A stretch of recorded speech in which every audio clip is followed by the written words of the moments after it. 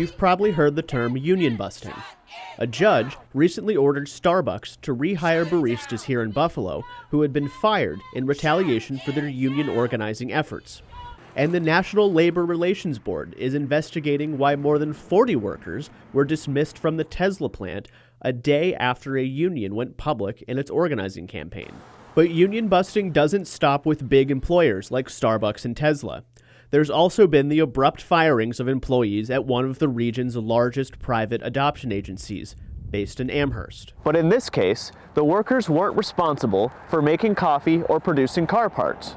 Rather, they were charged with finding homes for children. Maddie Dully, a social worker for Adoption Star, was one of the employees fired when the staff began to organize a union a year ago. At the center of my work was a child. Sorry, talking about this lately has brought up a lot of emotion for me. At the center of it was a child who was being failed by our society and these systems. Dully was one of 4 employees suddenly fired by Adoption Star last April. She and her co-workers wanted a union to bargain for better pay, health insurance, and other workplace improvements. A number of employees told me that the firings triggered an exodus of other workers.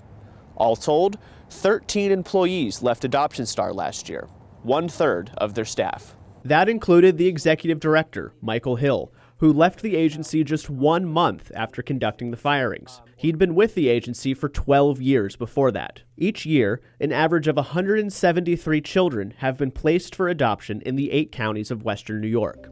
They range from newborns to teenagers who had been living in foster care. Adoption Star is one of the largest agencies placing children in new homes in the region. The agency handles dozens of adoptions each year. The loss of so many employees upended the adoption process. Some families were left completely in the dark. Maura Madden was a caseworker who spearheaded the union drive. We've all been reached out to by clients who wanted answers and weren't getting them, who wanted to talk to an actual person on the phone instead of an answering service. The fired workers weren't given a reason for their terminations. When I asked them to cite a reason, Michael Hill said, "You don't work here anymore, and I don't owe you anything." One of the most dehumanizing moments I've ever had in my whole life.